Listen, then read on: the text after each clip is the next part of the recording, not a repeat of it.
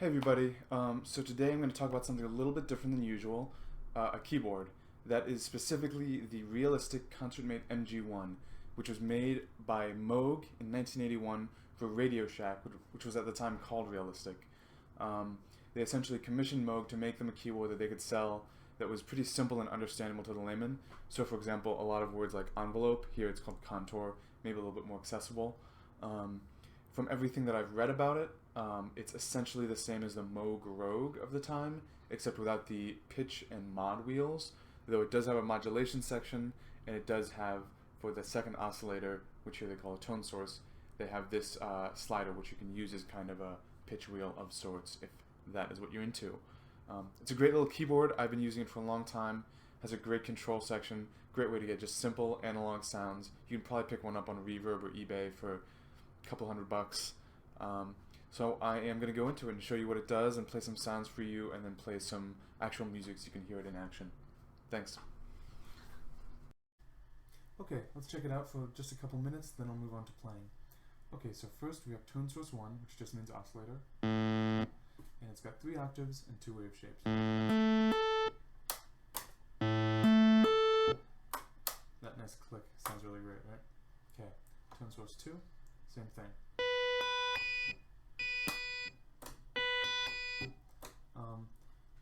Obviously that's much higher. I would use it only really as an add-on to tone source 1. That's me though. Do whatever you want. Then we have the sync, which if it's on, then the pitch of them is synced together, and this detune slider acts as a PCM kind of thing.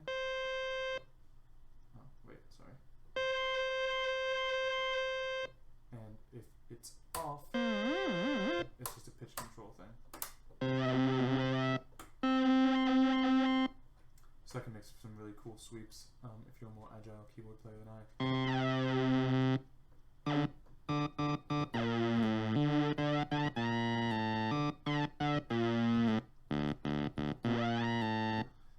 So that's pretty cool. I'm going to set it about here, so we just have a little bit of edge, and move on to the contour section, which is just the envelope, really.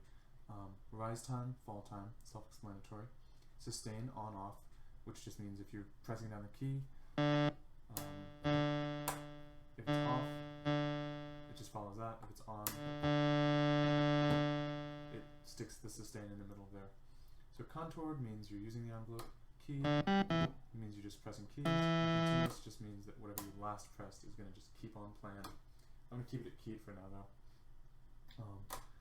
So filter section, cutoff frequency, peak emphasis, which in this case means resonance, and contoured cutoff, which in this case means the envelope is controlling the filter, which is pretty cool for this kind of keyboard. So let's turn the cutoff frequency down and the resonance up a little bit. And then the contour up. Let's see. Let's get this right. Okay.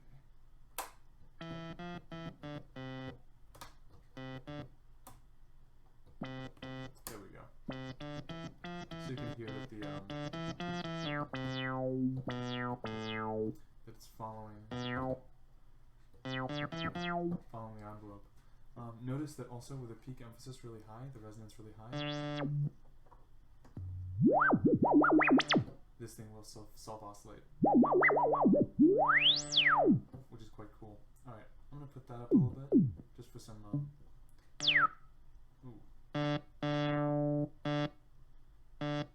of subtle realism.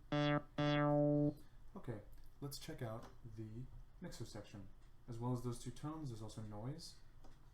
Which if you turn off the contour,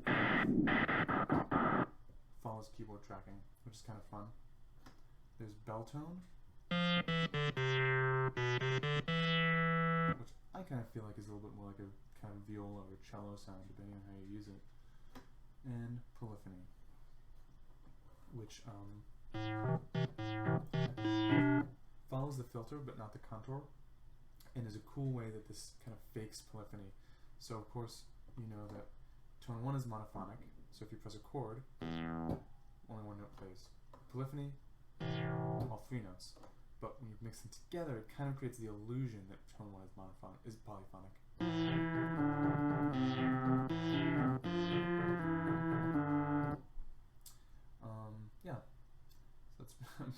interesting sounding. Let me crank this back to more believable regime.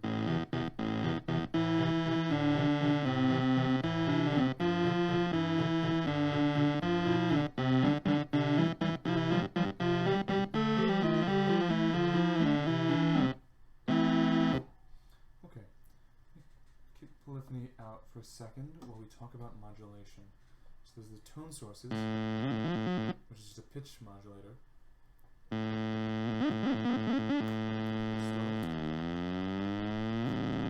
Fast. There's a square wave, triangle wave, and a sample and hold wave, which makes that great 60s computer sound.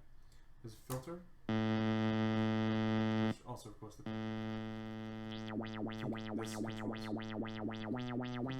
pretty cool.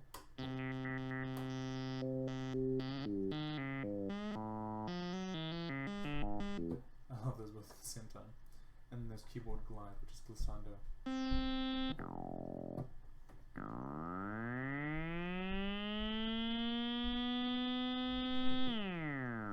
And boy, it gets slow. I'm going to turn that down and use these to make a little well, I'll get into that later.